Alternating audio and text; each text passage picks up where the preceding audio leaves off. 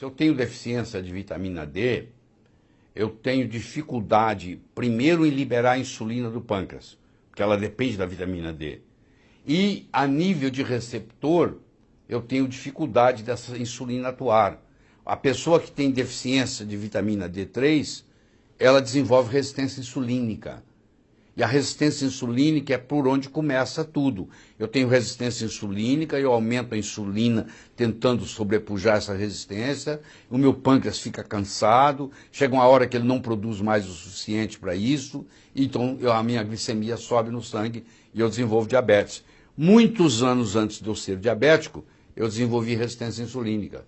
E a razão da resistência insulínica é pela deficiência da vitamina D. Então quem tem a vitamina D muito baixa tem uma predisposição a, eventualmente, desenvolver diabetes.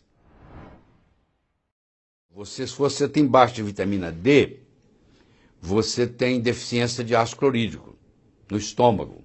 Se você tem deficiência de ácido clorídrico no estômago, você não absorve uma série de minerais, incluindo, por exemplo, o zinco, que é o mineral mais concentrado no sistema nervoso central, que contribui na produção de neurotransmissores, como, por exemplo, a dopamina, a acetilcolina, o GABA, a serotonina.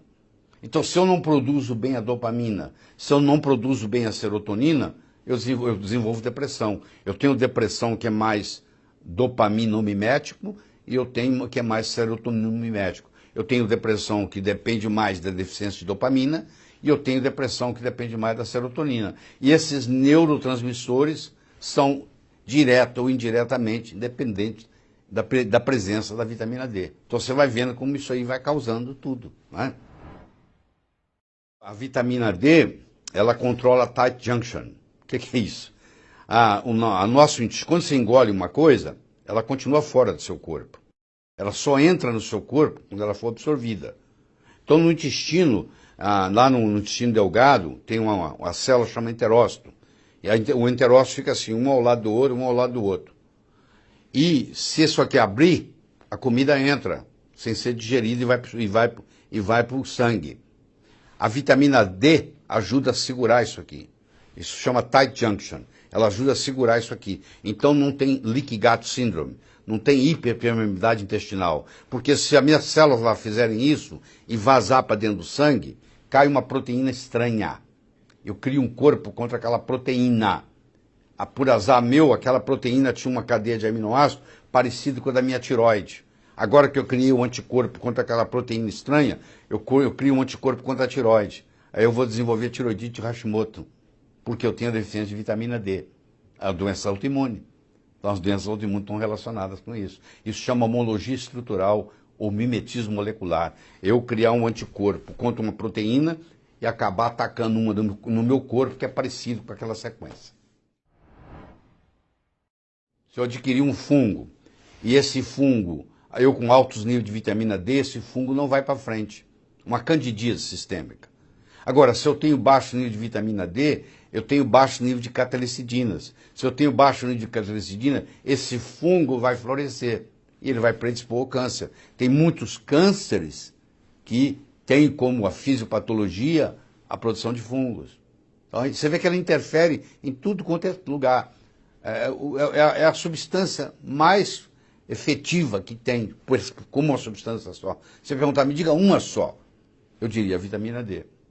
E é muito barato, entendeu? Mesmo se você for suplementar, o preço é muito barato. É mais barato que água, pra você ter uma ideia.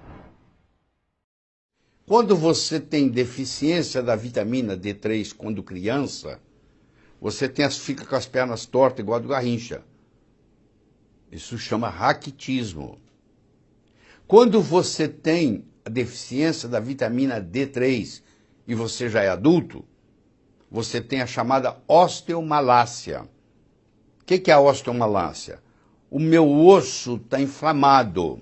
O periósteo, que é a camada que cobre o osso, está inflamado. Então, se eu apertar, dói aqui, se eu apertar, dói aqui, se eu apertar, dói aqui. Qualquer lugar que eu apertar, dói. E o paciente chega no consultório e fala assim, doutora, eu tenho uma dor profunda nos ossos. Essa dor profunda nos ossos é característica da deficiência da vitamina D3.